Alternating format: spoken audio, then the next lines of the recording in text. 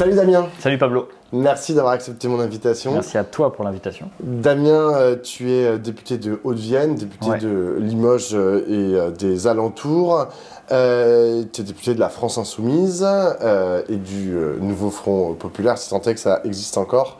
Si je t'ai invité, c'est parce que tu as sorti il y a quelques semaines un bouquin. Oui, voilà. Celui-ci. Un député aux urgences, aux éditions Fakir, ou Fakir Édition, je ne sais pas comment ça s'appelle. Fakir Édition, a priori. Fakir Édition. Dans lequel tu fais ton député reporter. Un peu comme la personne pour qui tu as travaillé, François Ruffin, et tu rentres dans le monde de la santé, notamment dans le monde des urgences, et t'en dresses un portrait qui est quand même assez catastrophique. Tu parles dans ton livre avec beaucoup de ces personnels soignants que tu as rencontrés, c'est sous la forme de dialogue, et tu rends compte de cette détresse qu'ils te communiquent. Pourquoi est-ce que toi, Damien Maudet, déjà, tu t'es intéressé à cette question? C'était pas à la base ton champ d'expertise, c'était pas soignant avant d'être député? Ouais, tu vois, j'ai ma mère qui était aide à domicile, mais ça n'a rien à voir avec le soin, même s'ils font de plus en plus de soins. Mais je dirais que je pense qu'il y a eu un moment, je fais partie d'une génération, peut-être la tienne, tu vois, à peu près 30 ans, un peu moins de 30 ans, où j'ai l'impression que moi j'ai été bercé à oui mais en France quand même on est soigné. Oui mais en France quand même tu payes pas tes soins. Une génération aussi où les gens, pour les patients, tu vois, ma mère, je sais pas, elle était à domicile, elle devait toucher 1 000 € par mois, où tu peux t'offrir les services d'un chirurgien quand tu touches 8 000, tu vois, parce que tu as un superbe objet qui est la sécurité sociale, un superbe outil. Mais aussi, et les gens étaient fiers de leur système de soins. Et c'est aussi d'une génération où on a connu des soignants. Moi, tous les voisins qui étaient soignants, ça voulait dire avoir un boulot qui a du sens, ça voulait dire avoir un boulot de fonctionnaire, où tu pouvais te projeter, un crédit, une maison, des enfants, tout ce que tu veux, et en plus qui avait du sens. Et comment ça se fait qu'on est passé en 30 ans, en gros là, moi j'ai le sentiment en tout cas d'avoir vu devant moi s'effondrer ce système-là, quoi. D'avoir connu ça et qui aujourd'hui, pourtant, en tant que député, et c'est là où est le choc, c'est de voir quand des soignants viennent me voir, c'est de me dire comment on fait pour démissionner, parce que je peux pas, puisque je suis fonctionnaire, et des gens qui viennent me voir pour me dire on a attendu des heures sur des brancards, et même qu'il y a des sujets aujourd'hui de décès sur des brancards, etc. Mais du coup, disons que ça m'est venu, c'est quelque chose qui m'intéressait de base, que je me disais, est-ce que c'est encore vrai de dire en France, on est soigné, on peut pas se plaindre? Parce que c'est très français de dire ah oui non, on se plaint pas nous. Et en fait c'est peut-être pas si vrai. Et l'autre sujet, je dirais que c'est aussi pour moi c'est la période Covid. C'est-à-dire que pendant le Covid, Emmanuel Macron qui dit on va rebâtir le système de santé et tout, les gens sont attachés à leur système de santé encore plus à ce moment-là. Et de voir que derrière, quand je discutais avec des soignants, ils me disaient mais en fait les gens s'en vont de plus en plus. Alors je me disais mais c'est pas normal puisque en gros la vague Covid elle a été renforcée par le président de la République et par le gouvernement. Pourquoi est-ce que les soignants s'en vont? Le Ségur le Ségur, en fait, il y a la sortie de la crise sanitaire. D'ailleurs, tu as Édouard Philippe qui fait une conférence de presse où il dit en fait, ils font des travaux qui s'appellent le Ségur de la santé et qui est une grosse réflexion pour refaire le modèle. Et Édouard Philippe, conférence de presse au bout de 3 minutes, dit « Je crois que le cap que nous avons tenu était le bon. Il ne s'agit pas de changer de cap, mais de changer de rythme. » En gros, on va aller plus vite dans le mur, quoi. Et quand il dit ça, là, tu comprends. Et donc, le Ségur, une hausse de salaire qui, en fait, ne suffit pas. Et tu as tous les soignants qui te diront, mais non, mais ça n'a rien changé. Et le gouvernement qui s'entête là-dedans. Mais je dirais qu'en tout cas, les choses qui m'ont amené vers ça, c'est plutôt, tu vois, franchement, quand on est à gauche et qu'on aime le service public, c'est la santé, c'est un des points sur lesquels les Français sont plus attachés. Et comment tu te dis que ce système qui est une fierté française, qui est l'héritage du Conseil national de la résistance, du communiste Croizat et tout, de se voir se casser la figure à ce moment-là et ça va se dire putain mais si on n'a même plus la santé quoi, qu'est-ce qui nous reste? Il y a une espèce de paradoxe, c'est que à la lecture de ton livre, je me suis dit tu es en train de parler d'un système de santé qui est déjà cassé, qui est déjà par terre et qu'il faudrait reconstruire mais quasiment de rien, alors même que à la fois mon expérience et, ce que tu dis en disant les gens ils sont encore fiers de leur système de santé. Tu vois, là il y avait cette trend sur les réseaux sociaux où ils avaient repris Lady Gaga qui disait I don't wanna be French. En fait, elle dit pas ça, mais bon, peu importe. Et les Français répondaient en montrant leur carte vitale. C'est-à-dire qu'ils sont toujours, et des jeunes Français, et qui sont toujours fiers en fait de cette carte vitale qui leur permet d'avoir accès à des soins gratuits. Donc pour bien comprendre, est-ce que tu considères aujourd'hui que le système de santé, il est pourri, il est foutu, ou est-ce que quand même, bon an, mal an, il y a des fonctionnaires, il y a des soignants qui continuent de se battre? Ouais, c'est pas ce que j'essaie de dire que le système il est pourri. Je dis que par contre, il y a des signaux qui doivent nous alerter gravement. Quand tu as des gens qui démissionnent autant, quand tu as des décès sur des brancards, là, donc hier encore, il y a des soignants, des familles qui portent plainte sur les suicides des soignants, etc. Mais moi, justement, je voulais pas dresser ce portrait-là en disant, regardez, c'est la merde, quoi. Moi, au contraire, j'ai essayé au début de dire, mais regardez, en fait, montrer que le système de santé aujourd'hui, il tient, mais il tient parce que tu as encore des soignants qui sont dévoués et que tu as encore des restes de la sécurité sociale, on a encore la sécurité sociale, mais que par contre, tu as des gens qui au fur et à mesure l'ont dégradé, donc c'est les votes sur les 30 dernières années, qui ont mis des coups à ce système de santé-là, qui le dégradent, et donc aujourd'hui, quand des gens disent « Ah ben le système de santé, ça va pas, je suis à l'hôpital, on s'est pas occupé de moi, les soignants, ils m'ont regardé, ils se sont pas chargés de moi », dire à ces gens, en fait là, vous vous trompez.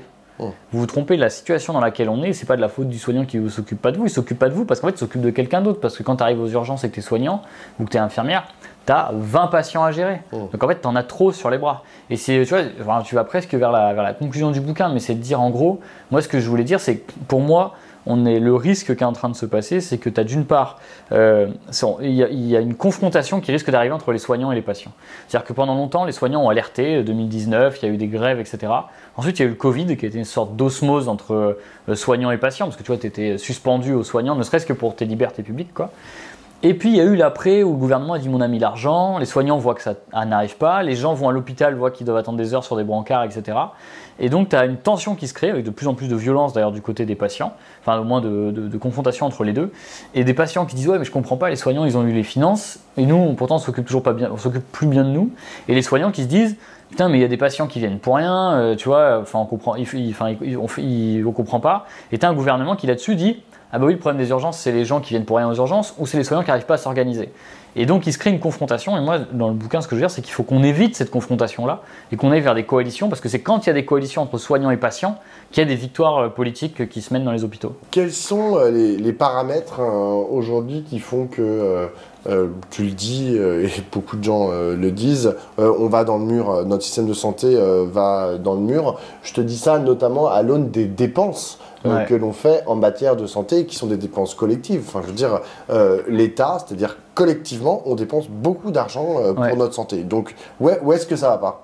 En fait, c'est Emmanuel Macron qui dit lui-même que la sécurité sociale n'a pas de problème de dépenses, elle a un problème de moindre recette.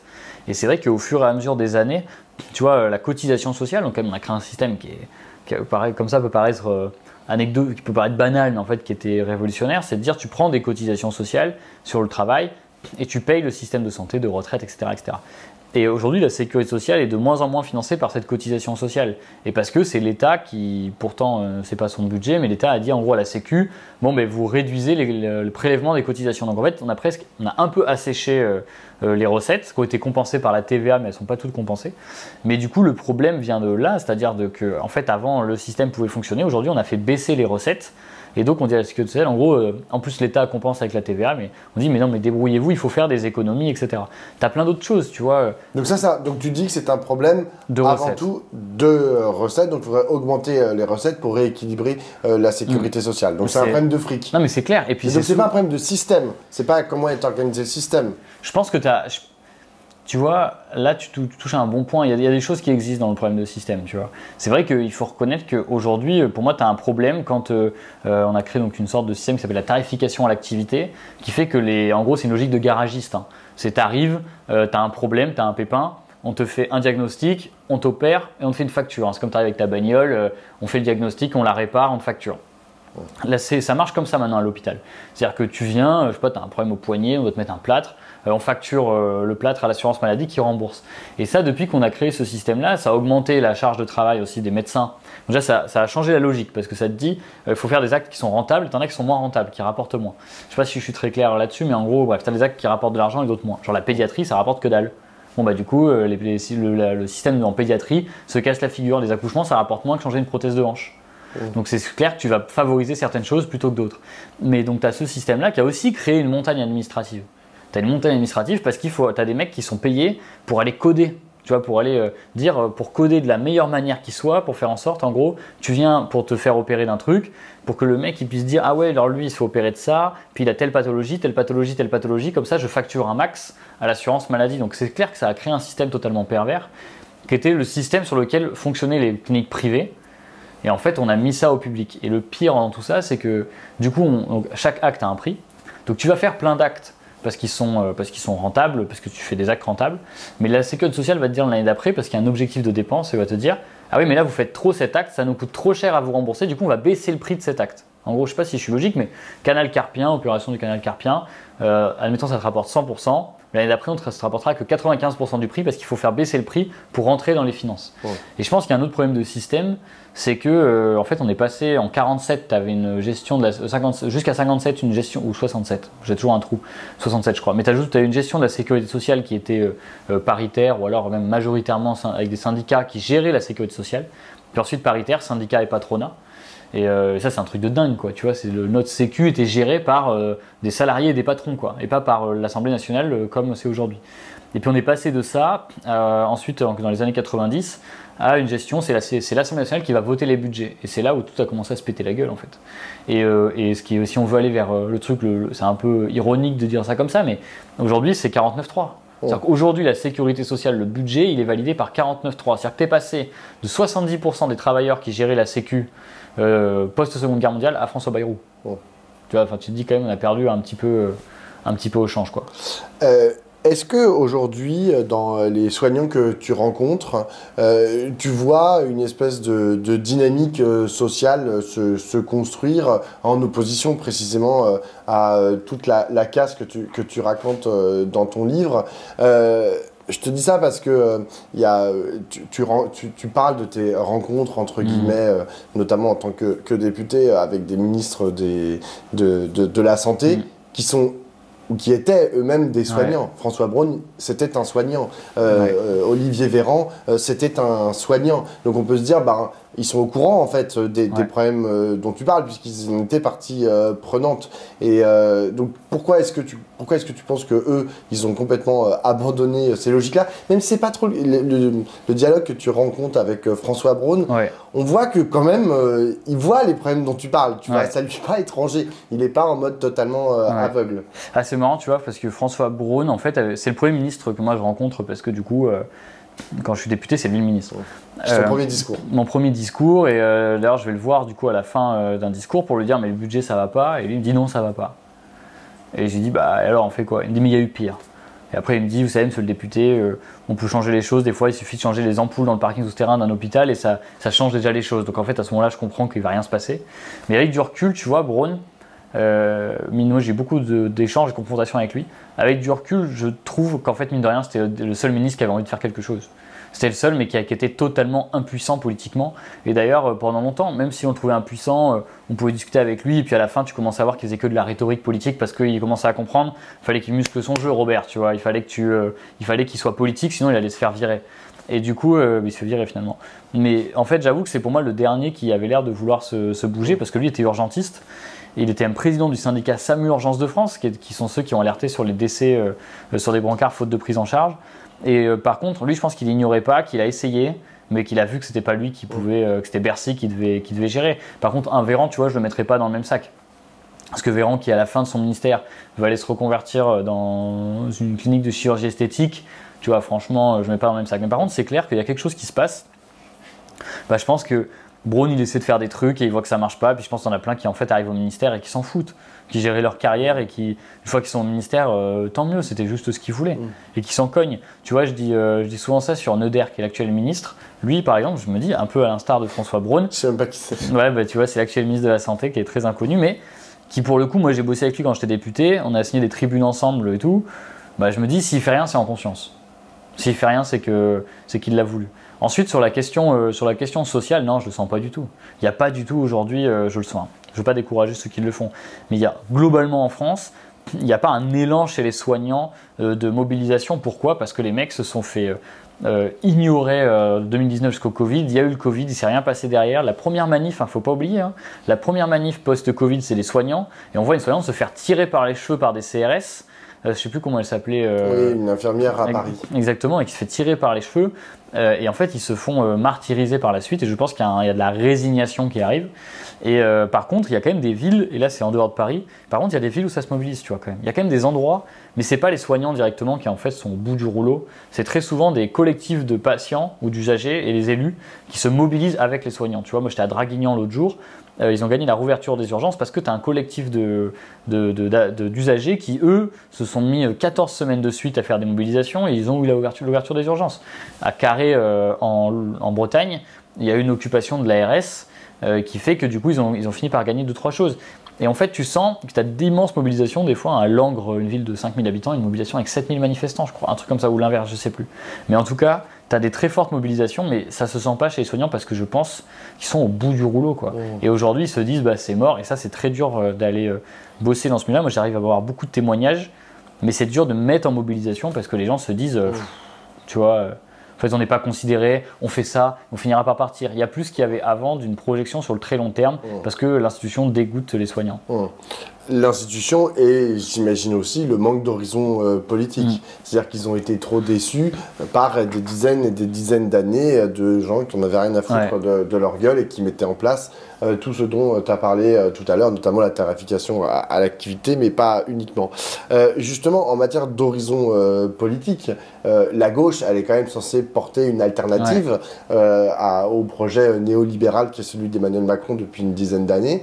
Est-ce que là, par exemple, quand tu parles avec tes soignants, tu vois un peu de répondante quand tu leur dis bah toi t'es un député du Nouveau Front Populaire, un député de la France Insoumise, ils se disent ah bah ouais bah peut-être que c'est vous l'alternative quand vous serez au pouvoir, genre ce sera possible ou ça, tu vois, eux aussi, ils sont là, genre désespérés. Non, de toute façon, vous n'arriverez jamais au pouvoir. Ouais, alors faut pas mollir, quoi. Et puis il faut pas se désespérer clairement parce qu'il faut pas oublier que la gauche, elle gagne les élections. Il y a quand même, enfin, tu vois, c'est un truc il y a moins d'un an quand même. Enfin, on se réveille, tu vois. Enfin, c'est pas possible de se dire c'est foutu, quoi.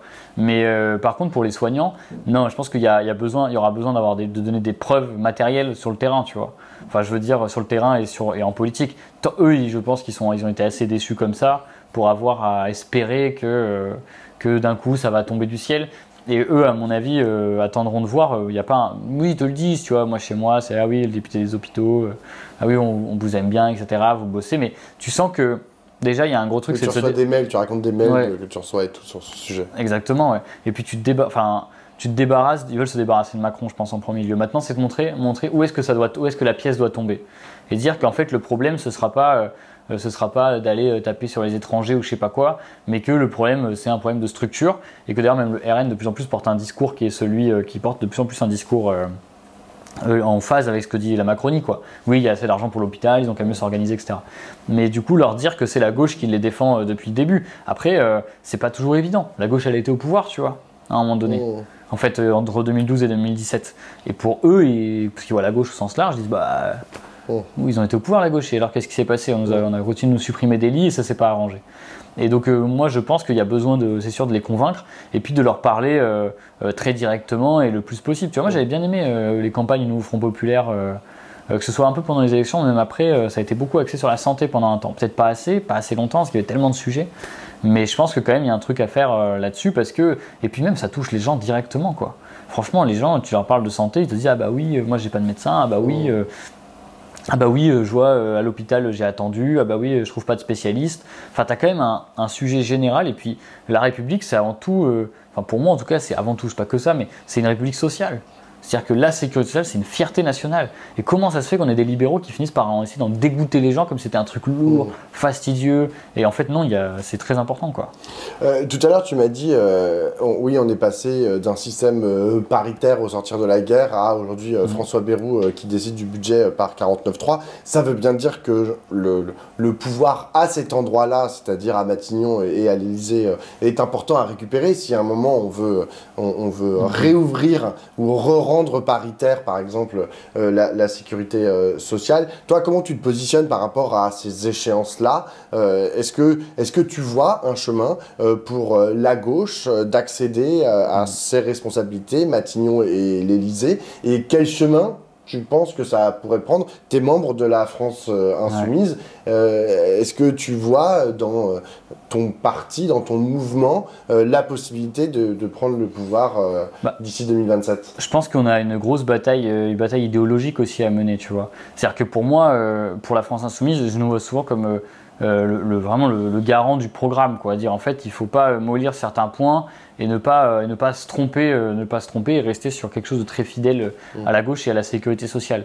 Et par contre, le chemin à trouver, putain, pour le coup, c'est vrai que c'est pas, franchement, on va pas se raconter d'histoire, c'est pas évident, quoi. Il faut que nous on défende ça. T'as eu une tentative d'unité, et franchement, tu vois, je suis pas du genre à j'ai pas envie de te dire ah oui c'est de la faute des autres et tout, mais il y a quand même un truc qui est compliqué. Tu vois ce que j'écrivais ce bouquin et après j'ai fait une petite tournée et des fois j'avais des collègues socialistes qui me disaient ah ouais bah on pourra venir. Je dis bah ouais enfin là les gars juste en fait le budget que vous n'avez pas censuré c'est celui de la sécurité sociale. Enfin genre en fait ça va être difficile quand même de discuter et de se dire moi je vais dire quoi aux gens, je leur dis bah en fait dernier budget il est pire que celui d'avant et là à côté de moi j'ai un socialiste qui a pas voulu le censurer et je pense qu'il y a quand même le chemin qu'il faudrait trouver, c'est aujourd'hui comment une partie de la gauche qui a fait des choix là récents doit se faire aussi son autocritique que sur le fond et comment nous à la France Insoumise on arrive aussi à avoir une espèce de position hégémonique sur le fond pour réussir à convaincre tout le monde. Mais par contre, je pense que là où c'est dur, c'est qu'il faut pas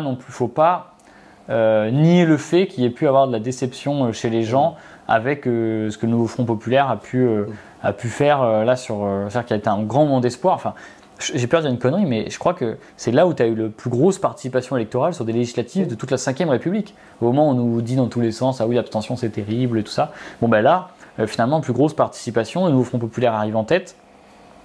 Et il va falloir quand même rapidement se poser les questions. Après, moi je suis pas chez les chefs, hein, mais il va falloir se poser la question rapidement, de dire mais comment on arrive d'une part à ceux qui doivent faire l'autocritique et d'autre part se dire bon ben comment on fait pour essayer d'agréger tout le monde autour quoi. L'unité c'est un boulot. Alors il y a des gens qui essayent de faire des propositions dans l'espace. Il y a notamment François Ruffin tu vois, qui a fait une proposition qui a dit bah moi écoutez pour 2027 je peux être je cite le leader. Enfin je peux assumer en fait cette mission là. Toi tu as bossé avec Ruffin donc j'imagine que c'est une question qu'on te pose souvent tu vois, mais genre comment tu te positionnes par rapport à sa proposition? Est-ce que tu te dis bon bah ouais banco ça peut être François le président pour 2027 ou est-ce que tu sièges dans le groupe de la France Insoumise et ton candidat c'est Jean-Luc Mélenchon comme le disent beaucoup de députés de la France Insoumise? Franchement là-dessus moi je dirais que là-dessus du coup moi je suis resté à la France Insoumise et j'y suis bien et j'explique pourquoi tu vois. Moi je suis pas d'accord avec la question quand à la sortir notamment je pense que en gros la gauche elle doit être forte quand elle est unie et pas se taper dessus quoi. Et je pense que quand la gauche se tape les uns sur les autres, je pense que c'est pas forcément une bonne stratégie. Et non, moi là-dessus, moi je suis pas tout à fait là-dedans, tu vois. Et à la France Insoumise, le but et l'ambition qui est posée, c'est d'avoir un candidat qui porte le programme de l'avenir en commun et de la France Insoumise, tu vois. Et moi, je suis là-dessus. Après, c'est bien que chacun fasse ça. La question, c'est comment est-ce qu'on le choisit. Ouais, alors ça, tu vois. Et là, il y en a qui sont pas d'accord. Bah oui, mais tu vas faire partie prenante de ça. C'est dans pas longtemps, hein. Et genre, va falloir choisir. Et il y a des gens qui vont le faire à l'acclamation. Jean-Luc Mélenchon, souvent, il le fait à l'acclamation. Et genre, il y en a d'autres qui disent qu'il faut une primaire. Il y en a d'autres qui disent je sais pas quoi. Enfin. En même temps, tu vois, les primaires, le truc, c'est que ça marche pas, quoi. Pour l'instant, ouais. Donc du coup, franchement, il y a eu des tentatives aux dernières élections et tu vois, les gens comme moi qui se sont dit, bah non, c'est Jean-Luc Mélenchon, tout a prouvé qu'on avait raison à ce moment-là, quoi. Donc non, j'en sais rien de comment ça va choisir. Moi, tout ce que par contre je souhaite, sincèrement, c'est que la gauche arrive à se mettre d'accord, parce que sinon on va se retrouver dans un pétrin pas possible, quoi. Et en fait, on parle des présidentielles, mais en vrai, c'est aussi la question des législatives potentiellement anticipées. C'est aussi la question des municipales qui vont arriver. Et donc, moi, là-dessus, je pense que par exemple, à la France Insoumise, on porte pour moi le bon programme et on tient la barre. Et c'est comment on arrive à faire en sorte que ce soit ça qui soit porté pour l'élection présidentielle, législative, etc. Ben, on suivra ça et j'espère que ta bataille pour l'unité sera porteuse de fruits intéressants. Mais bon, pour l'instant, c'est un peu chaud. On va espérer. Merci beaucoup, Damien. Merci, Pablo.